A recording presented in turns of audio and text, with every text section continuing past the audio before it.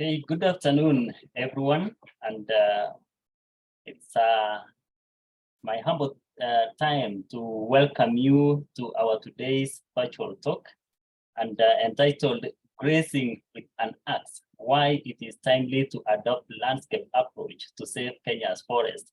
My name is Richard Kipngeno. I'm the Budding and Membership Officer at Nature Kenya and moderating today's talk that will be presented by Mr. Rudolf Makhanu. It was on Tuesday, 21st March, that the whole world was celebrating the International Day of Forests under the theme Forest and Health. And that's why we felt that we should also bring on board a speaker to still expand more to us the state of our forests in Kenya, the challenges that they are facing, and what we could possibly do to conserve them. So, ladies and gentlemen, our today's speaker is Mr. Rudolf Makhanu, who coordinates the Restoration Initiative TRI Tana project. Is funded by Global Environment Facility, UN Environment, where he heads the project management unit and is secretary to project steering committee and technical advisory committee. His background is natural resources management and environmental planning. He has 16 years work experience. Previously, he was the energy thematic lead for Pan-African Climate Justice Alliance, Kenya Country Coordinator for Endangered Wildlife Trust through Community Action for Nature Conservation, and worked with East African Wildlife Society as National Coordinator for Kenya Forest Working Group. He was recently awarded a scholarship by Yale University to undertake a one-year specialized course in tropical forests landscape conservation in recognition of his passion and contribution to forest conservation in Kenya. So ladies and gentlemen, allow me to welcome our today's speaker on board. Welcome, Rudolf. Take us through. Thank you, Richard. I trust I'm audible. Am I audible enough? Yes, we can hear you loud and clear. Good. So thank you so much. It's a pleasure to give this talk. So start by sharing a brief outline. So we'll look at Kenya's forest conservation status, where we are, then the drivers of deforestation and forest degradation, and then also look at the landscape approach. What are the principles? And then the Tana Delta experience. And then we will just have a look at the lessons learned or the key message. So I think we will just start. And what I want to say at this point is that we are aware that the tree cover and forest cover are one of the major measures under which you can use to tell the status in forest conservation. So I'll give you a quick update in terms of where we are as a country. So we have a total of 7 million hectares. So in terms of tree cover as a country, this data is from Kenya Forest Service. We are at 12.13%, okay? And you calculate a tree cover in terms of the tree cover area divided by the total land area, then you multiply by 100. And from the map, you can see that the central part, Western Kenya, and the coastal part, I think, is where we have some good cover.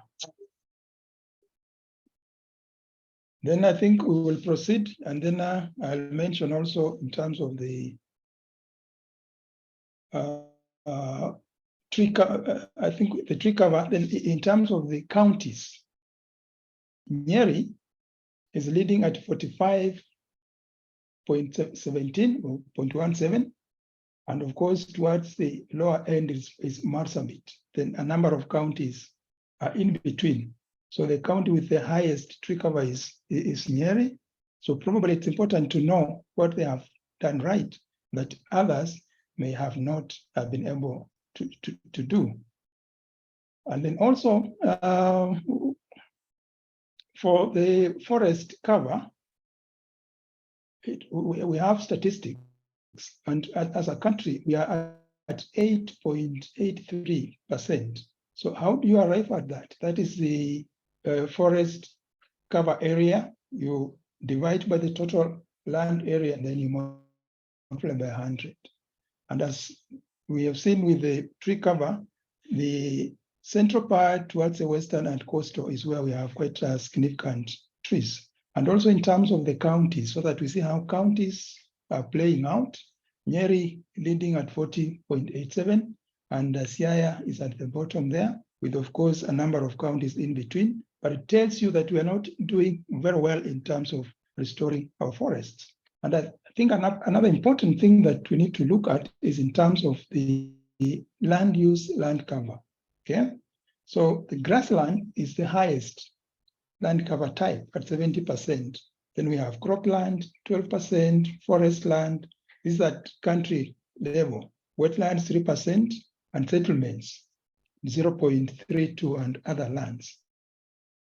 So sometimes when you hear that we want to increase forest cover by 30%, then I think sometimes we need to really think through that, because here we are being told that these others are 30% and grassland is 70%. So it means we are changing cover types. So in restoration, sometimes that is not advisable. So what are some of the drivers for deforestation and forest degradation? And of course, what comes to mind, literature has it in record: conversion to agriculture, illegal logging, land long-term overharvesting, and controlled grazing.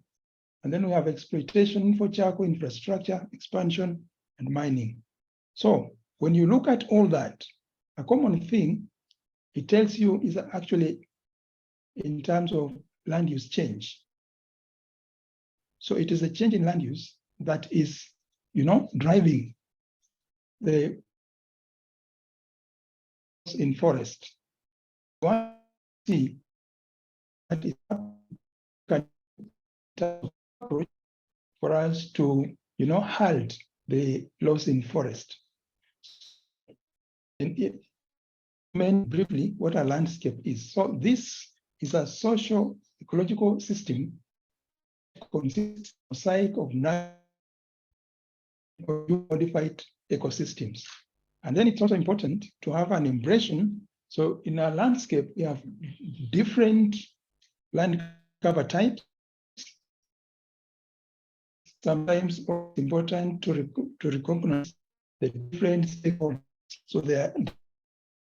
So in terms of visualizing, each of those small units, they add up and they are part of a single system. So assuming you want to destroy the apex of that hill, it plays a particular role. And also there are certain ecosystem services that we get from a landscape. So assuming you are managing a forest and then you are not interested in the conservation of the farmlands, then you are setting yourself up for failure, because the impact where we don't have trees on farms, of course, the pressure will be directed to the forest. And that's why we put our title as Grazing with an Axe, because currently what is happening is that pastoralists who are looking for pasture and they cannot get pasture, they actually cut down whole trees just for the animals to feed on the foliage. So that is very devastating. And we're losing trees because of that. Okay.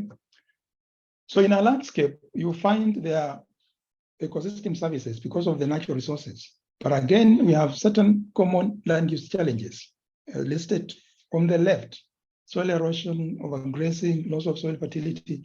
So in landscape management, when you use that approach, you aim to get several resources uses so that you can satisfy the different needs of the diverse stakeholders.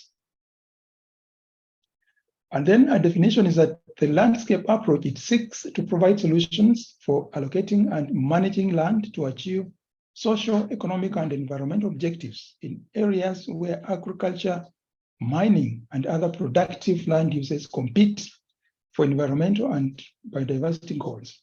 So a common theme is competing land uses and diversity in stakeholders. So there is need for us when managing forests, we need to recognize the inherent interconnectedness of human and natural systems and the resources that underpin them. And it's also important to note that a multifunctional landscape, it simultaneously meets a full range of local needs, of course, through ecosystem services. And at the same time, such landscapes also contribute to national commitments for global targets, including actions to mitigate and adapt to climate change restoration targets such as the Bond Challenge. Then we have 10 principles, so I'll just highlight them in a quick succession so that when you hear somebody or in a particular landscape, they are adopting a landscape approach, there are certain principles that underpin that. And one is continual learning and adaptive management, common concern entry point, multiple scales, multifunctionality, which means different elements within that landscape, they provide different functions. Then we have multiple stakeholders, negotiated and transparent change logic, clarification of rights and responsibilities, participatory and user-friendly monitoring, resilience, and of course, strengthened stakeholder capacity. So we will quickly have a dive into the Tana Delta landscape and the approach that we are discussing and how Nature Kenya and partners have been able to adopt that approach and some of the things that we have been able to accomplish. So probably if you're not familiar with the Tana Delta, it's on the southern part of Kenya, and it falls within two counties, Tana and Lamu. And of course, it has diverse ecosystem types. So in terms of conservation value, it's a Ramsar site, global biodiversity hotspot, key biodiversity area, and of course, very significant, it's a dry season grazing area and supports agricultural production, fisheries, timber and timber products, and cultural heritage. But more important is that it has endangered, endemic, and a variety of biodiversity. So that's why we need to conserve it. And then there are a number of challenges within the Delta, deforestation, habitat fragmentation, overgrazing, loss of soil fertility, soil erosion, all the way to land tenure issues. So this might connect and of course reflect what is also happening in other landscapes. So what are some of the things we see that are common in terms of when you are applying a landscape approach? Of course, you see that like in Tana, it has a variety of land cover types. The stakeholders are different and very diverse. So there is need for you to negotiate and reconcile the interests. Okay, so you cannot say that you're managing specifically a forest, so you don't want to understand or to know what is happening on farms. As I mentioned earlier, the pressures on forests might arise because we have not managed our farmlands properly. So what are some of the principles? The first one, in Tana, we've had a land use plan. So remember, in terms of the principles in landscape approach, so planning for negotiated decision-making. So the land use plan is a negotiated and agreed policy document to guide development in the Delta. It was done in 2015. It provides direction towards a desired future for people and resources. And the vision for the land use plan for Tana is land in the Delta is managed sustainably by and for stakeholders, ensuring ecological integrity and sustainable livelihoods for present and future generations. So you see the diverse interests are implied there. And of course, it seeks to facilitate consistent, predictable decision-making on future development issues. So in terms of adopting a land use approach or a landscape approach, it's important to have some to predict at least so that there is a planning basis. There is something that informs decision-making. And of course, it aims to guide public and private investments and contribute to reduction in tensions over the land. As most of you are aware, the Delta normally has faced quite a number of conflicts. So the plan is based on sound science, as you will see here. But when doing that plan, there were principles which guided it. And the first one is available resources. That is the carrying capacity. So in a landscape, the allocation of land for resources, it has to be informed by the carrying capacity. How much can that landscape, support? Efficiency of use is another principle that guided the Tana land use plan. Stewardship, accountability, and responsibility. Equitable, fair, and timely planning decisions. Precautionary principle, public-private partnerships. We talked about stakeholders. And then the aspect of respect for property rights. So these are the guiding principles which were very key in supporting development of Tana Delta. So in a landscape, in a nutshell, you will have, through a negotiated approach and guided by research, to understand the different uses and, what are the different areas within that landscape suitable for. So research guided the Tana land use plan. So it's very clear in terms of the areas and the zones where particular activities can be done and where others cannot be done. So planning helps you in a landscape even to reject certain proposals if they are out of character with the science. Okay. And then the plan, what's the rationale? Of course, it helps us to manage the components of production in such a way that one is able to achieve the products and services required by man for survival while maintaining environmental balance and sustainability. And of course, it's based on the principle that natural resources are neither indestructible nor infinite. Of course, they can be destroyed or depleted through overuse.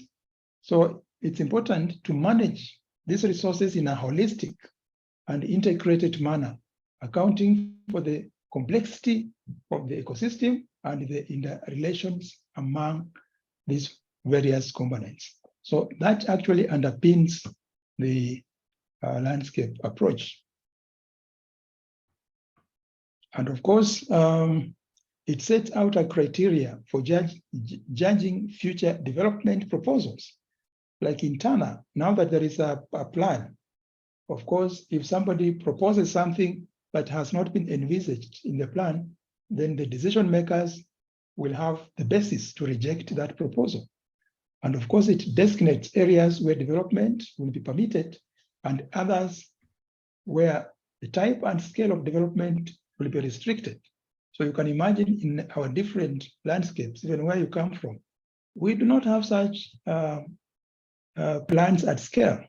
So when it comes to decisions, the decision makers do not have a very informed basis for making those judgments. And the plan in Tana, it provides regulations to guide resource management and integrate other planning and management processes. Okay.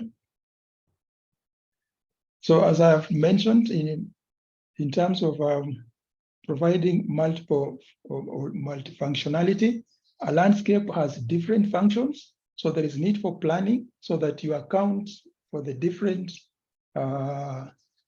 services and functions that you put the resources to. So in Tana, there is what we call ROM, that is Restoration Opportunity Assessment Methodology. So in terms of enhancing the different functions of that landscape, so we undertook ROM so that it could guide the restoration and even enhance the services that we get. So in brief, Restoration Opportunity Assessment Methodology, it has several outputs. And one, it gives you one of the outputs. It gives you a short list of the most relevant and feasible restoration intervention types across landscapes. So in most landscapes, when you're undertaking restoration, there isn't much basis for you to restore because you've not undertaken a ROM or restoration opportunity assessment methodology. So it guides you, it's a tool for planning, and it helps you identify and prioritize areas for restoration, quantified costs and benefits of each intervention, estimated values of additional carbon sequestered by these interventions, and of course, a diagnostic for presence of key success factors and the financing options. So out of this, we came up with the realization that, of course, the delta is about 225,000 hectares. So out of that, from the study, the ROM, we realized that 123 out of the total for that area, rangeland, the section that was degraded, it was 64,000 hectares, cropland, 26,000, wetlands, 26, and forest, it was 6,000. Initially, we were putting a lot of emphasis on forest land, but that study then gave us that information. So we've done maps, and this one is for like cropland on the left, on the right. So we know which sections of the delta are degraded in terms of cropland, and we know which sections we need to undertake certain actions. So it has been mapped, and it makes restoration very targeted. And allow me to introduce this restoration staircase just to make a point, is that in degraded landscapes, it's important to start engaging in restoration early enough before you lose biodiversity. When you start early, like from the right, then the cost will be low. And some of the interventions is like natural regeneration. So in terms of the level of degradation, it's low. If the level of degradation is low, then the time that we will take to engage in restoration will be less. And also, when you take too long and degradation has taken a lot of time, you've lost soil, then the cost will be high and you will have lost biodiversity. So where the degradation is too much, so the restoration approaches will be like remediation, rehabilitation.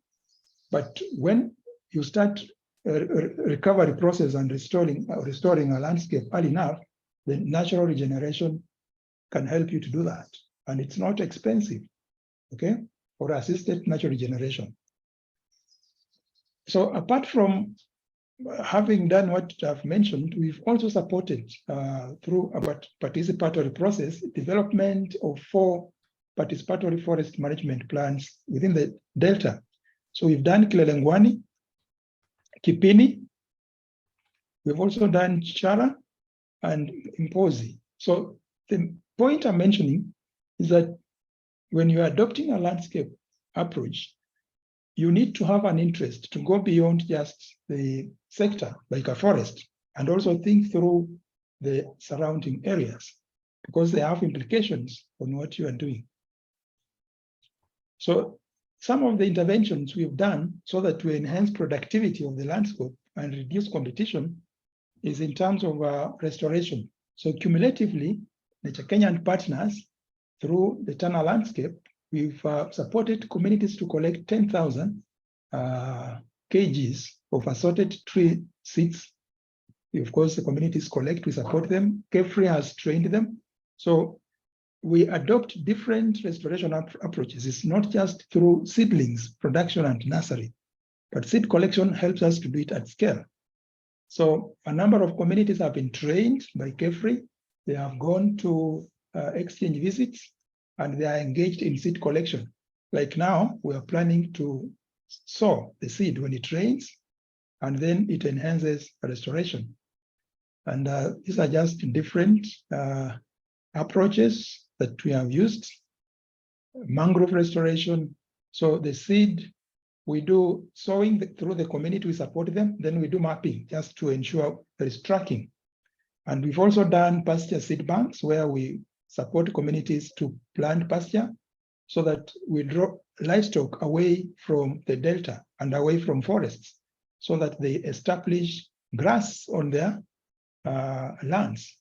And in terms of green value chains, Remember, in the landscape, we talked about multifunctionality. So we are supporting for increased production so that the different stakeholders' needs are met. So 8 green value chains have been supported and the communities are engaged in this. Rice fish farming, green grams. This is under climate smart agriculture, sunflower, simsim, and of course the rest. And we have supported development of 11 cooperatives.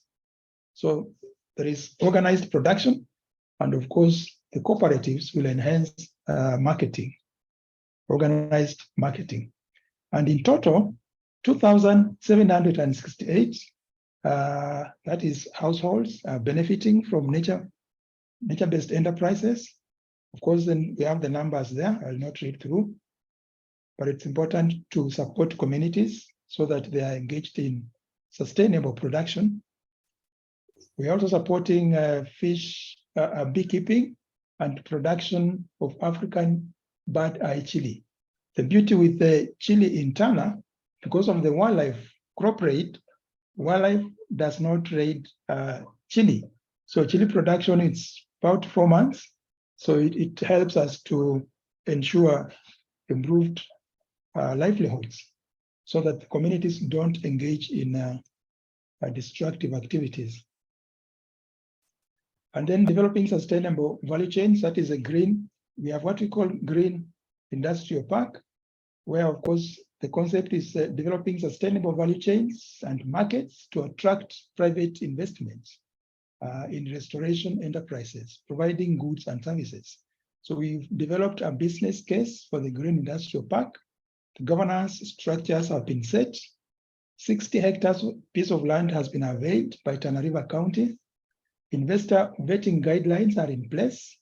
And as I mentioned, we are supporting Tana River County to develop an investment policy, because you need a policy which of course will provide that framework where the county governments can provide incentives and where the investors can also operate within sustainable or within green production principles. And lastly, in terms of stakeholders, so when it comes to a landscape approach, stakeholder engagement is very important so that not only one entity is guiding the process. So in the Delta, we've quite a number of stakeholders. So the list is on the left, and there are different structures where the actors engage. So I've mentioned a few on the right. We have the Green Heart Joint Committee that guides the investments within the Delta. And there is a planning advisory committee within the project.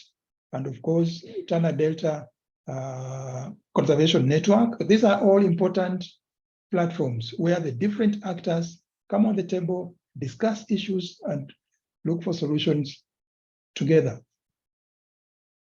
And in terms of capacity building, we've supported assorted trainings. Of course, we have developed with different partners, K-Free, Kenya Forest Service, Chem-Free. We have 3 farmer field schools and training of county staff through extension.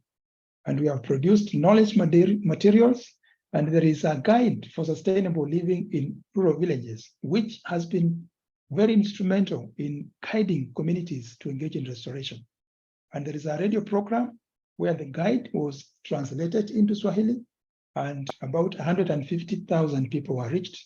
We've done exchange visits, and of course, short courses like the one which Richard mentioned. But it's important. Yes. Okay, somebody's mentioning something. So in terms of counties preparedness, it's important to understand that we have a challenge in capacity. Like when you look at the number of staff in terms of the foresters, Lam County has 2 environment officers and no forester. So I just picked a few. Kakamega County, there is 1 forester, 4 environmental officers.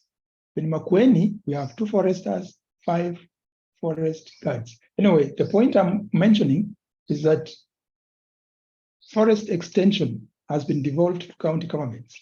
So if county governments have not engaged, of course, the staff, qualified staff, then that extension element will be compromised. So it's important for us also to see how we can support so that the functions devolved to counties are being implemented. And you can see Homa Bay, I think the best performing is Embu County, 12 foresters and 12 environmental officers. And then there is transition implementation plan. 9 counties have not signed. And for the law requires that, for you to get those functions which have been devolved to counties, then the governor needs to sign that transition implementation plan. So the counties that have not signed, which is compromising the ability of counties to play those functions, they are Narok, Samburu, Nairobi, Garissa, Tharaka Nithi, Machakos, Kirinyaga, Murang'a, and Mombasa.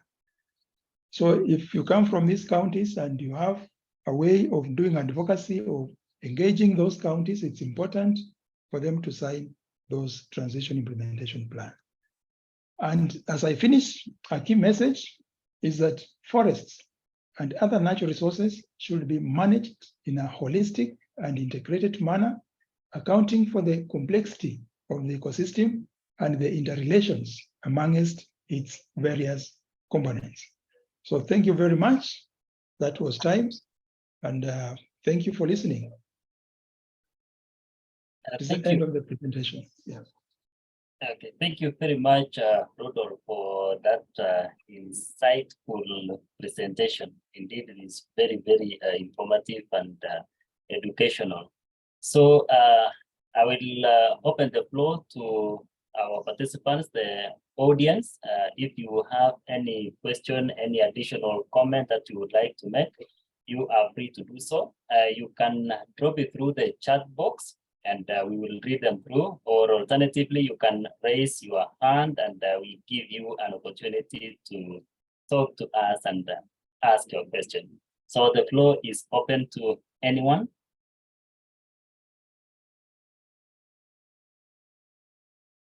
Anyone with a question? Okay, there's one that has come through from Carol Jemima, and she's saying, thank you for this insightful talk, which comes exactly at the right time. What are some innovative approaches to forest landscapes restoration? Do you even have to be naked to get into the museum? Someone. Okay, sorry for that. I have muted. So I will repeat the question from Carol Jemima. Thank you for this insightful talk, which comes exactly at the right time. What are some innovative approaches to forest landscapes restoration? Oh, that is a question complete or still reading? No, it's complete. Okay, now, as I think I've mentioned things, Caroline, I think we look at the principles. So one of the innovative approaches, as we have seen, is planning.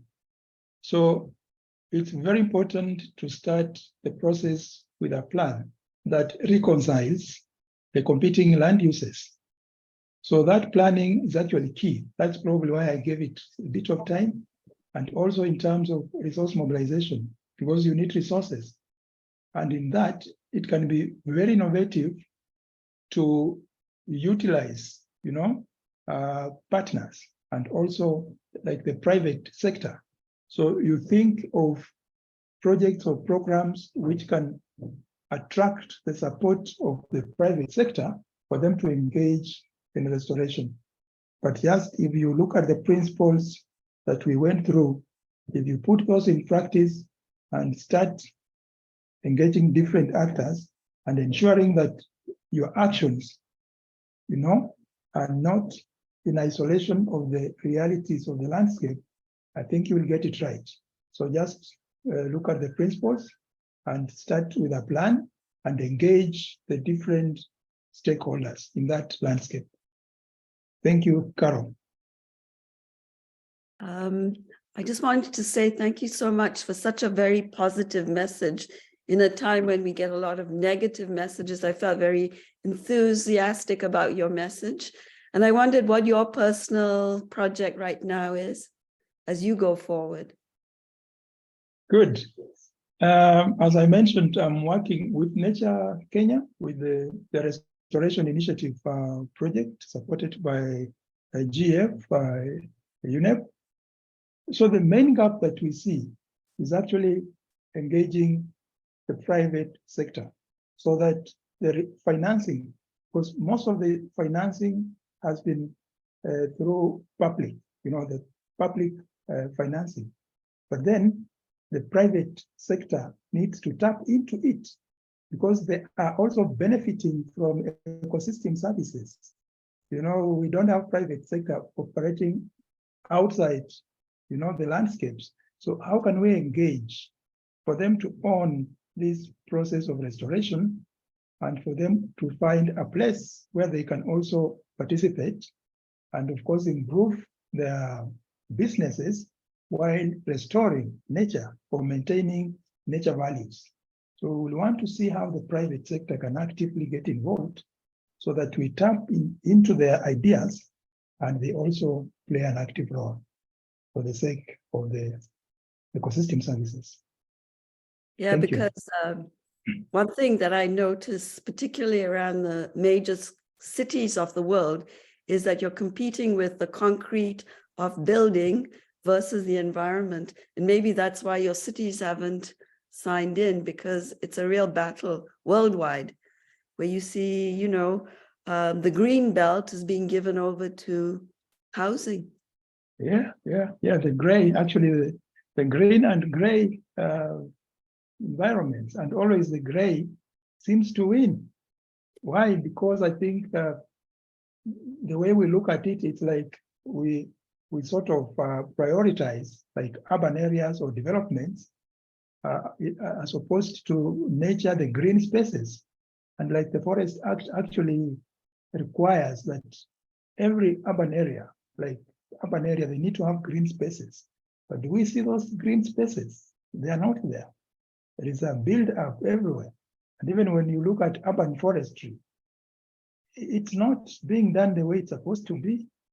So we are not just serious. So your point is correct. Yeah, you are right. Yeah. Thank you. Thank you very much, Margaret, for your questions, and thank you very much, Rudolf, for answering them. Margaret, I hope you are well in Canada. If I'm not wrong, you must be asking from Canada. Yes, I'm sorry I was late. I couldn't get into my Zoom this morning. Sorry for that. But Okay. I think that what I'm seeing here is it's very sad, because in Canada, I live in Ontario, and our government here has just allowed the green belt to be almost, now the builders they've taken away the protection from that. And I'm very sad to see. So it's not just in Kenya, it's worldwide, when we have people who really have no insight. They're driven by political, I don't know what, because in the end, we all suffer, don't we? Actually, science should be the one driving such decisions, but they may not even consult. And yeah. Sure. So, no, I found your message very positive. So thank you. Welcome. Thank you. Thank you very much for that. There's another question from Rupi Mangat. And Hi, Ruby. Hi, Ruby. Ruby is asking, lower Tana Delta is a huge area. On paper, everything looks good, but in reality, how is it? The enforcement and the nature reserves for the colobus and manga bays, are they still protected? Good. Thank you, Rupi Mangat. Thank you for the question. So as what you actually put forward is correct. And as Nature Kenya, we are lobbying and closely working with the Tana River County so that they approve or they endorse this land use plan. So what you say is that on the ground, things are different. That's true.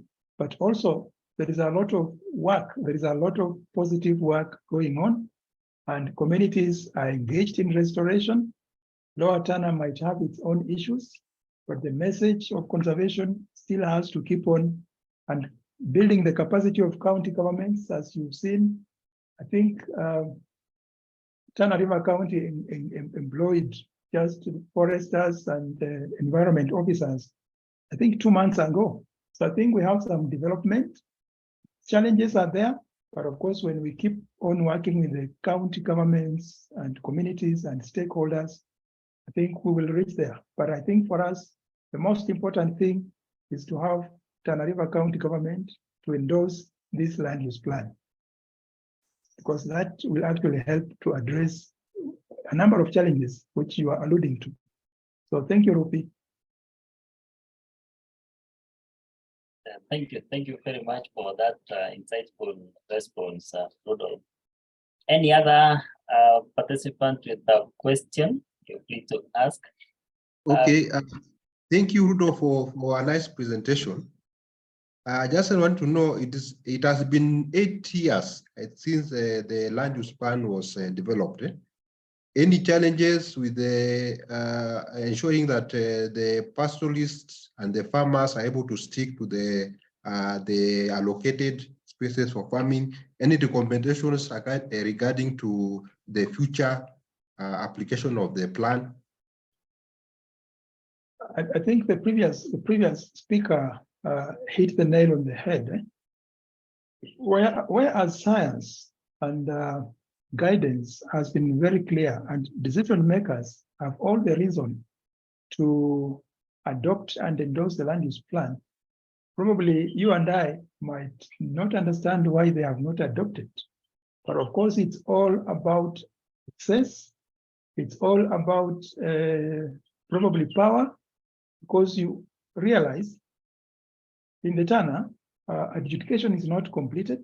So in terms of land tenure issues, but also pastoralists, if you put in place plans that might require adhering to the carrying capacity, you know, some people may not want to lose their businesses where they might be forced to reduce the size of the herds.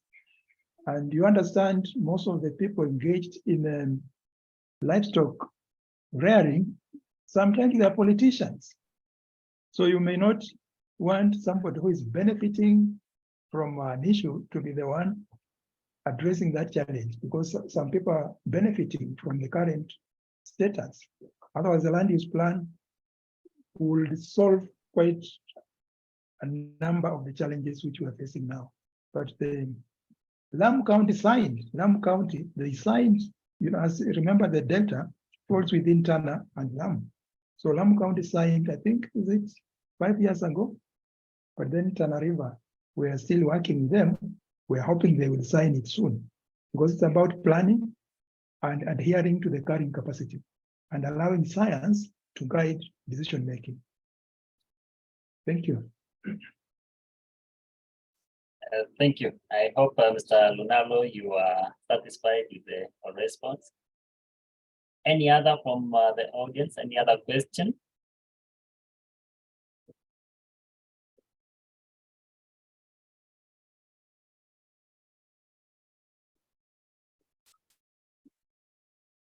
Any other burning question?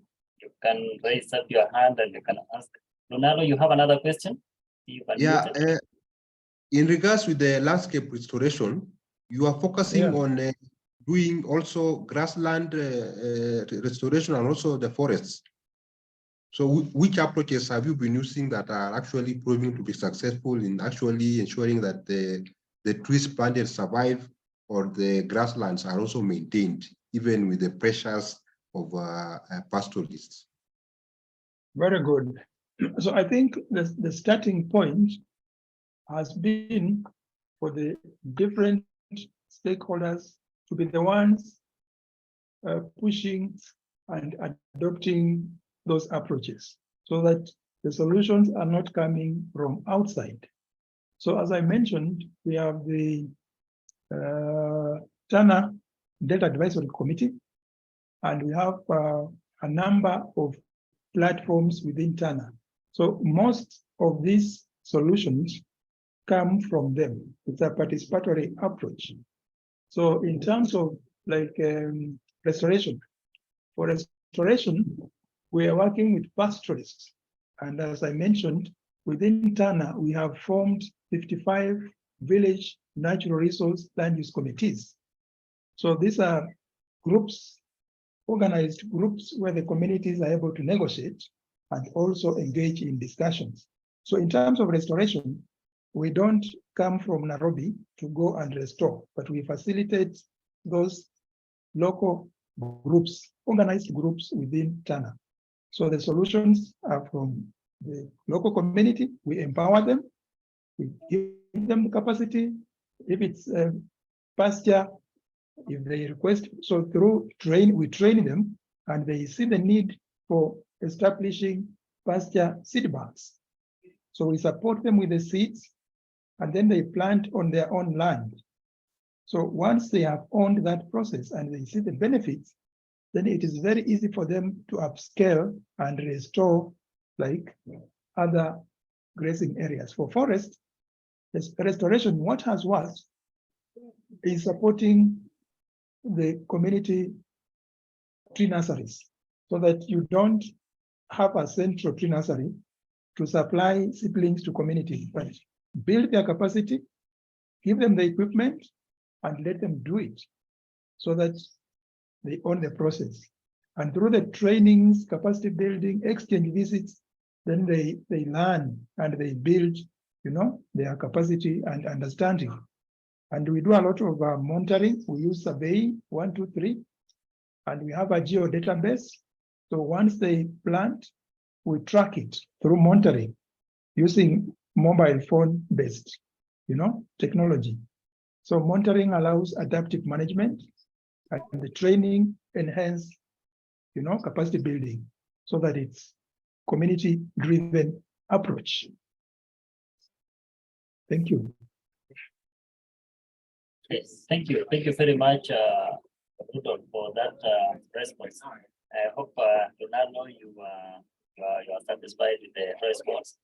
So, any other question from the audience? Just one more question. So Yes. do you engage the schools in your projects? Yes, we do. As I mentioned slightly earlier, we have farmer field schools. We have 3 farmer field schools, so we engage them, we invite them, and we also work with schools and support them. And they are very key. Like I talked about our radio program, where we developed a guide. So we call it, I have one here, it's called Sustainable Living in Rural Villages. So this is a guide, and we have given out these copies to a number of stakeholders. And through the radio program, it has been able to reach quite a number of actors, including schools. And like when we have environmental days, like the International Day of Forests, which was celebrated, I think, early this week, we held that within a school. So schools are key to us, and we know that they become the sources of information dissemination. And when we build their capacity, they learn early enough, when they become our agents in terms of transformation. So we do work with schools a lot. Thank you. Thank you for the response. Maybe last 2 questions before we close the session.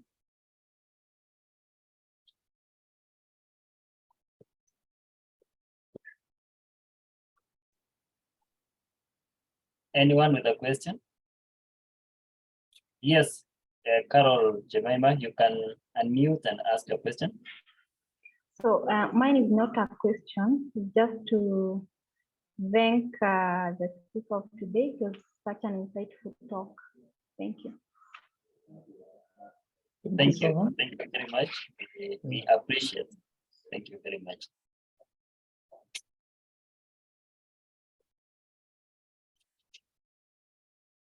Anyone else with a question? Okay, So thank you very much, ladies and gentlemen. This brings us to the end of our today's virtual talk. And right there in the chat box, I have dropped an email. Maybe if you would like more information, if you would like to reach out to our today's speaker for more information about his presentation today, you can always drop an email to office@naturekenya.org, and it will be duly addressed to actually reach the speaker, and I'm sure he will be able to reach out to you in case you have any further inquiry. So thank you very much, and I wish you all a lovely weekend ahead, and stay safe. Thank you.